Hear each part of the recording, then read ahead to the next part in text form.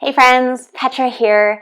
I've got a great shoulder exercise for you today. This is one that's going to help you with your range of motion in flexion. So flexion is where you bring your arm straight up above your head.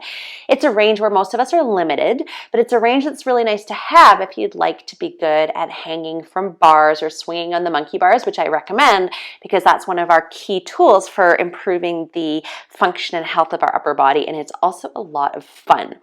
So in general, when you're working on flexion, you want to think about rotation first. And rotation would be internal and external rotation of the shoulder joint.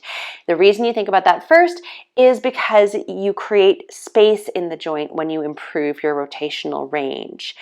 However, sometimes it's really nice just to go straight into and work on flexion. And this one's really nice because it's going to work on both the tissue strength and length of the lats, but also on your control of this range of motion. So it is an awesome one to throw in from time to time, especially if you are working on a hanging practice. There's a bunch of variations. You can set yourself up in a lot of ways. I'm going to set myself up using this stool. It would be even better if this stool was attached to the ground. So if I was at a gym, one of those heavy benches that people weightlift on, a park bench would work. Even the ground would work for this. But I'm going to show you with the stool. And we're going to do some isometric work and some eccentric work at the same time. So the isometric work that we're going to be doing is if you take your hands in the air, this is flexion, and you push down towards the ground. That would be actually extension, but it's going to be isometric because you're going to take your hands and you're going to imagine you're pushing your chair into the ground, but you're not going to get to go anywhere. So this movement becomes isometric when you create force in this direction without actually going anywhere. So that's going to be your direction of force through your arm. We are going to do this one side at a time, and you're going to set yourself up near your object with some room for your body to go backwards, because we're also going to do an eccentric. So once we're creating force in these muscles by pushing down, we're then going to eccentrically lengthen them. So you can try that before we get into the exercise. Try pushing down on your thing. I'm going to just use one arm here. And I'd suggest that you do as well, although you could do this with two. I'm pushing down, I'm creating force, I'm actually shaking a little bit here. I'm making sure that my ribs do not start poking out at the bottom. So when you do that, you've lost your shoulder, you're in spine land. So I'm pushing down, and as I'm pushing down, I'm going to maintain this force as I slide my body back and I come into shoulder flexion, and maybe you can see how much I'm shaking here.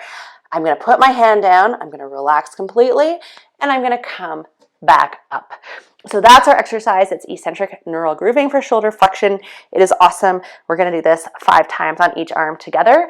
I would highly recommend you do some shoulder cars before and after this. And if you're not doing shoulder cars already, you can learn how to do them in my Joints for Life program, which is available on my website, Petra Fisher Movement. Okay, so getting your arm into position, isometrically loading. It's like you're pushing the chair into the ground, almost down and back at the same time. Keep that there, and 5, 4, 3, 2, 1, lengthen, relax, push up. You can do this to a 5 count or your own time.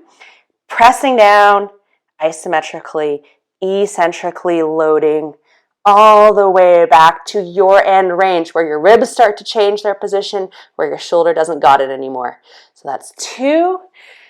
And then pressing down, creating tension isometrically, eccentrically loading all the way to the end of your shoulder flexion, getting some shakes there maybe. Relax completely, push yourself back up with the other arm. That was 3. Create tension. Eccentrically load that shoulder. Oh, it's so good. Relax. Press up and do it one more time on this arm. Create tension. Feel those lats turn on, and then reach the rest of your body back. It's not about the ribs. It's about the shoulder. Keep creating tension the whole way through, and relax at the end. Let's do the other side. So coming up, creating tension, pressing down, and then reaching your whole body back. And my right shoulder is quite shaky these days, so I'm going to do a little less range on this side, and that's totally fine. Do what feels right for your body. You might have way more range than me. Same thing again. pressing down, creating that isometric load, eccentrically lengthening through the range of the shoulder until you don't got it. Relax completely. Come all the way up. 3 more times. Pressing down, eccentrically loading back. Keep going until your end range. No bending the elbow. Shaking is okay. Relax and come back. Twice more. Pressing down. Really work that isometric.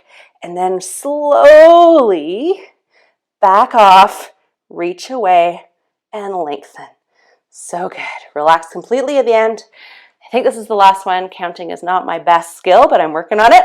Pressing down, reaching all the way back here. Oh, so good. And relax.